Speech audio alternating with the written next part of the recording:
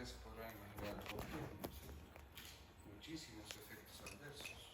Si pensamos en los ganglios, tanto del sistema nervioso simpático como del sistema nervioso parasimpático, el bloqueo de estos va a cortar el flujo del sistema nervioso autónomo completamente.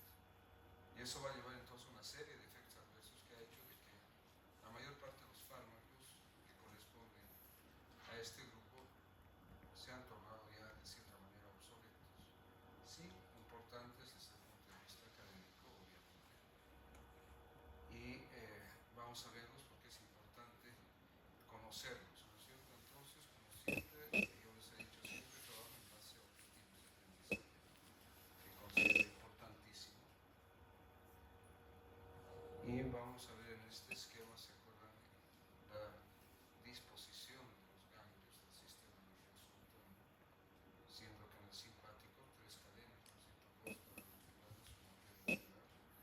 En el sistema nervioso parasimpático, los ganglios localizados dentro de las paredes o dentro de los órganos lineales, ¿no es cierto? Con fibras preganglionares, en este caso largas, y postganglionares cortas. En el sistema nervioso simpático, fibras preganglionares cortas y postganglionares largas, ¿no es cierto? ¿Sí? Entonces, cuando hablamos de bloqueantes ganglionares, justamente nos vamos a referir a estos ganglios que se encuentran localizados, ¿no es cierto?, tanto a nivel del sistema nervioso simpático como parasimpático.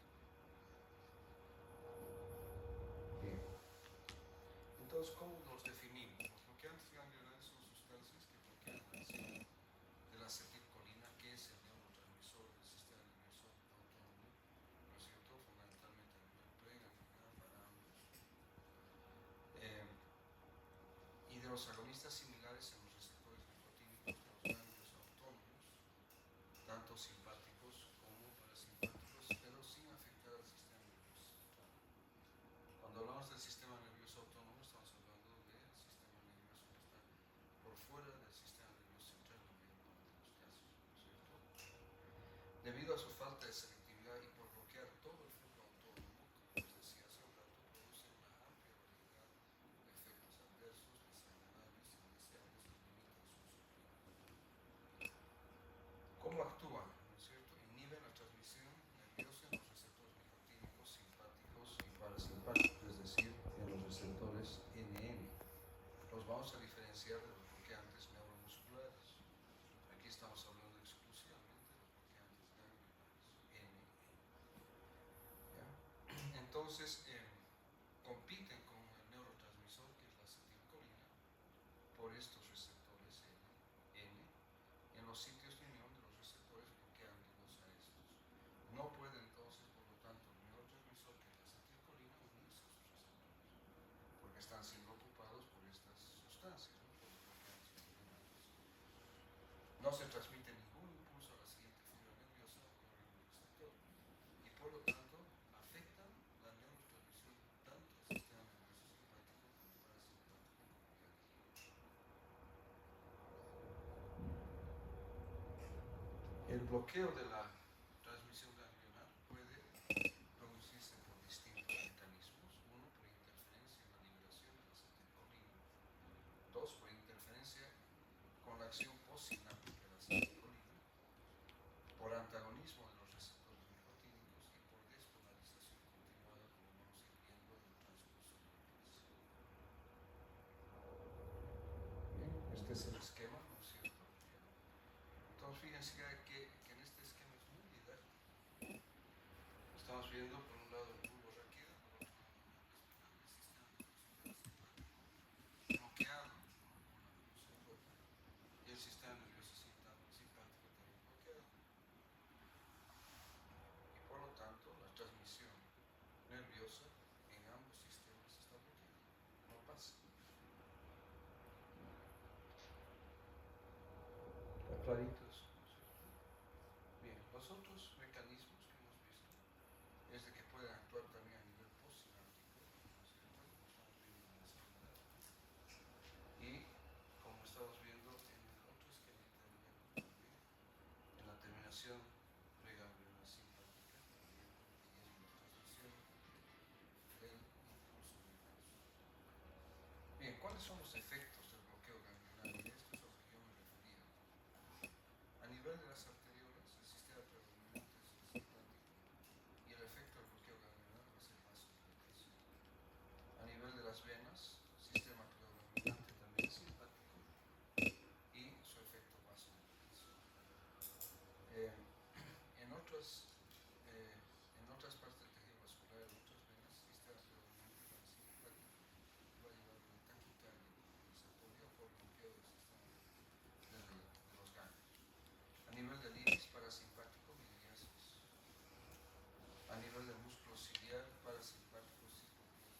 quién se parecían estos efectos? Estos al bloqueo de la atropina, ¿no es cierto? ¿Se acuerdan del efecto de la atropina? Midriasis y cicloplegia. Efecto adverso, visión borrosa. Terapéutico, examen de fondo. ¿Ya? En el músculo ciliar parasimpático, bueno, cicloplegia gastrointestinal parasimpático, hipomotilidad. Otra vez, atropina o similar, pero actuando a nivel de los receptores postganglionares. ¿No? Vejiga urinaria parasimpático, retención urinaria. Glándulas salivales parasimpáticos, serostomía. También sequedad, ¿no es cierto? Y glándulas sudoríparas simpático, colinérgico, fibrosis. Entonces, fíjense que muchos de los efectos del bloqueo ganglionar se asemejan al efecto anticolinérgico de la atropina y de sus derivados. ¿Sí? Bloqueo. Entonces sería nuevamente lo que hemos visto en la clase de ayer. El paciente seco, constipado y con retención urinaria y con visión borrosa. ¿Se acuerdan en un botejo? ¿No? Seco como hueso, borracha, ¿se acuerdan? Ciego como murciélago, caliente como liebre y loco de repente. Vamos a hacer unas cosas simples. Bien. Los efectos del bloqueo a nivel del sistema nervioso central incluso reducción o aumentación del uso de la nicotina. A nivel de los bronquios poco efecto, tracto gastrointestinal y hemos dicho. Esto es una complementación del anterior slide. Reducción de la motilidad y constipación importante, tracto genitourinario, inflamación vesical, disfunción de la erección y de la eyaculación. En el corazón, taquicardia moderada en jóvenes, inotrópico negativo y disminución del gasto cardíaco. En los vasos, reducción marcada del tono venoso, reducción del tono arterial y caída de presión arterial, llevando a una hipotensión ortostática. Esta es una característica, fíjense que yo lo he resaltado en otros momentos, ya que el efecto del bloqueo ganglionar en relación a la presión arterial es hipotensión postural, porque no se pueden activar los mecanismos de compensación homeostática, por ejemplo, a través del reflejo receptor. Entonces el paciente está en una posición sentado o está echado y se levanta, ¿no es cierto? Inmediatamente siente la hipotensión ortostática, la falta de irrigación hacia el cerebro, se marea y se quiere caer o puede inclusive tener lucidez. En las glándulas, reducción de la salivación, de la lagrimación y de la secreción gástrica. Bien, aquí este otro cuadrito, ¿no? Que más o menos va resumiendo los efectos. Entonces, cardiovascular, adultos jóvenes, parasimpático, en viejos y niños, el sistema predominante es el simpático. El efecto del bloqueo ganglionar en jóvenes, entonces es taquicardia, y en viejos y niños es bradicardia. Eso hay que tomar en cuenta. ¿Ya? Esos son grupos etarios, los dos extremos de la vida, el efecto va a ser bradicardia. Y en los jóvenes, como ustedes, va a ser taquicardia. A nivel gastrointestinal, predominante parasimpático, ileoparalítico, estreñimiento, que es la palabra que no me gusta de la constipación, náuseas, vómito o diarrea y disminución de la saliva. En los ojos, parasimpático, midriasis, fotofobia, visión borrosa, ¿no? Por el doble efecto, ¿no es cierto? Ya de la midriasis y la cicloplegia. En el aparato genital masculino, parasimpático y simpático, impotencia y dificultad en la eyaculación, ¿no es cierto? Hemos dicho parasimpático, erección, simpático, eyaculación, empecemos con tres veces. Vejiga urinaria, parasimpático, disminución del tono vesical, dificultad para la erección, por lo tanto retención urinaria. ¿Ya? Bien, entonces han sido reemplazados estos bloqueantes ganglionares que vamos a ver a continuación tres de ellos como antihipertensores. Debido a todos estos efectos adversos, han sido sustituidos por antihipertensivos o antihipertensores eficaces y con menores efectos adversos. Uno de ellos todavía tiene cierta utilidad clínica, como vamos a ver a continuidad. Y un punto que puede resaltarse es que el uso crónico de ellos produce tolerancia hacia los efectos adversos, pero no los suprime completamente, solo es tolerancia, ¿no es cierto? Es decir, que el efecto va disminuyendo con el tiempo y para lograr el efecto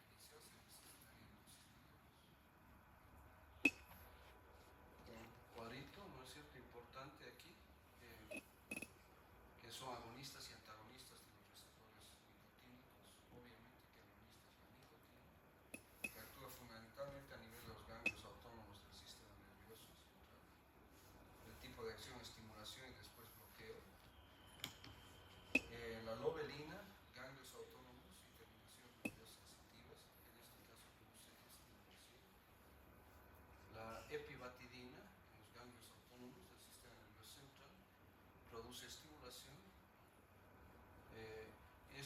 La epibatidina fue aislada a partir de la piel de una rana, es muy potente y no tiene aplicaciones clínicas, solo es de interés académico. La varenicilina en el sistema nervioso central y ganglios autónomos produce estimulación usada para el tratamiento de la adicción a la nicotina, tabaquismo, a veces, pero no muy común. El suxametonio en la unión neuromuscular, bloqueo por despolarización, este sí lo vamos a ver. Este es un relajante muscular que todavía se le da uso, como lo vamos a ver posteriormente. El decametonio a nivel de la unión neuromuscular también produce bloqueo por despolarización y no tiene aplicaciones clínicas. Aquí en este cuadro muestra la succinilcolina, que también produce bloqueo por despolarización, que era usado, como yo les dije, en anestesia para producir relajación del músculo y facilitar la introducción del tubo en el tiempo trachéico. Debido a sus efectos adversos ya no se usa. Antagonistas, el hexametonio actúa a nivel de los ganglios autónomos, el trimetafán también actúa a nivel de los ganglios autónomos. Estos producen ambos, tanto el hexametonio como el trimetafán, bloqueo de la transmisión ganglionar, que estaría entonces dentro de los bloqueantes ganglionares. Tenían utilidad clínica en ciertos casos de crisis hipertensivas, fundamentalmente refractarias al tratamiento con otros antihipertensivos, pero hoy en día el hexametonio ya no tiene aplicaciones clínicas, se ha quedado obsoleto. Y el trimetafán todavía se utiliza en ciertos casos seleccionados, donde se busca provocar hipotensión arterial, digamos, en ciertos procedimientos quirúrgicos, como vamos a ver posteriormente. ¿Ya? La tubocurarina la había mencionado ya como lo que utilizaban las tribus, ¿no? Que vivían, que todavía viven algunas en la India, para utilizar a sus presas y a sus víctimas. Producía una relajación muscular, una parálisis muscular.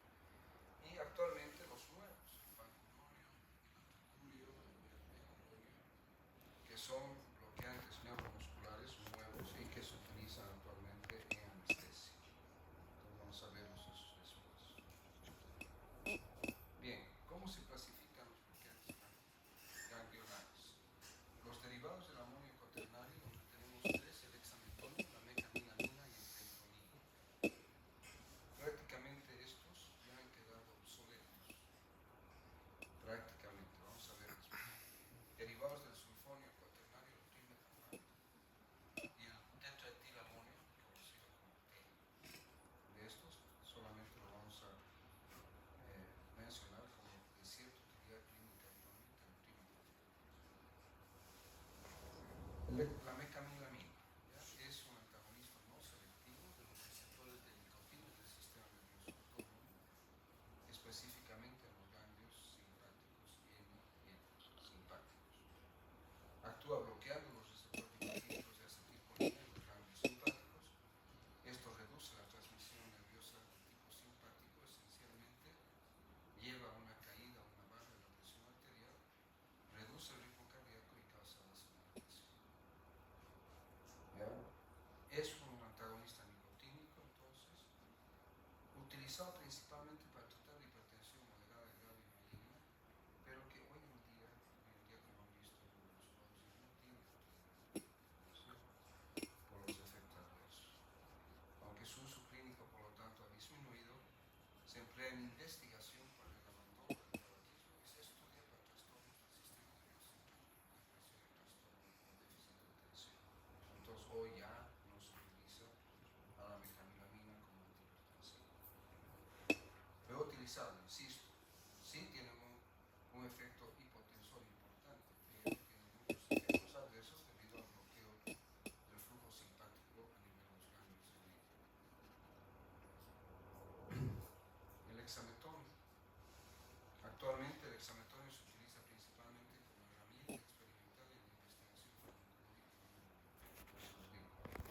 dejado de usar. Y usted me dirá, pero doctor, ¿por qué los menciona? Tenemos que conocerlos, ¿no es cierto? Desde el punto de vista académico es importante saber que hay estas sustancias que se han dejado de utilizar en ciertas patologías, pero que dentro del punto de vista académico son todavía importantes. Y aquí dice, aunque históricamente fue un antihipertensivo eficaz, ha sido reemplazado por fármacos más modernos y seguros debido a sus efectos adversos generalizados al bloquear todos los rangos autónomos del sistema nervioso simpático. Entonces, investigación experimental es ampliamente utilizada en estudios científicos como bloqueador ganglionar prototípico, que es un antagonista colinérgico nicotínico para investigar la transmisión simpática. Entonces, esa es su utilidad hoy en día. Ya, al igual que habíamos mencionado un antihipertensivo que se utilizaba antiguamente como la reserpina, que impedía, ¿no es cierto?, el almacenamiento de la noradrenalina en las vesículas sinápticas. Hoy en día todavía la mencionamos, pero aclaramos de que no se utiliza clínicamente. Está como ejemplo de un mecanismo de acción a nivel sináptico, ¿no? Y en este caso lo mismo. Entonces produce parálisis del sistema nervioso autónomo al no distinguir entre ganglios, lo que provoca efectos secundarios significativos como hipotensión ortostática y constipación en las células. Estudios de hipertensión, se menciona su uso en estudios experimentales para entender la reducción de la presión arterial, especialmente en modelos animales. En resumen, el uso clínico de San Antonio es casi nulo hoy en día, limitándose su aplicación a laboratorios de investigación. ¿Está claro? ¿No? Eso tengo que aclararlo. Veo que digan, el doctor Peralta dice que se usa vitamina, lo usa. No, estoy aclarando y eso lo estoy recalcando, que es importante su conocimiento para que sepa cómo actúan, ¿no? El trimetafán produce un bloqueo selectivo de los receptores ganglionares CNN. Es un bloqueante ganglionar. Actualmente su uso es infrecuente por los efectos adversos que produce. Se utiliza todavía en emergencias intensivas y para una reducción controlada de la presión en algunos tipos de cirugía. Y puede utilizarse en el tratamiento de la disección aórtica, que es importante ahí bajar, ¿no es cierto?, la presión arterial, porque si no se rompe, produce hemorragia masiva y el paciente se muere. Entonces, es utilizado en algunos casos muy seleccionados, ¿no es cierto? Se administra por vía de venosa. Bloquea todo el flujo autonómico, tanto simpático como parasimpático. Bien. Esto ya hemos visto, ¿no es cierto? Y vamos a pasar. Efectos adversos de los bloqueantes ganglionares: hipotensión prostática, visión borrosa, impotencia sexual, hipotensión urinaria, constipación, contraindicaciones en pacientes que ya cursan con hipotensión arterial, retención urinaria, hiperplasia prostática en ancianos y constipación. Esto aplicaríamos solamente en realidad al trimetafán, porque el resto hemos dicho que no se utiliza. ¿Está claro? Entonces, con eso hemos terminado esta parte de los bloqueantes ganglionares y vamos a entrar a los bloqueantes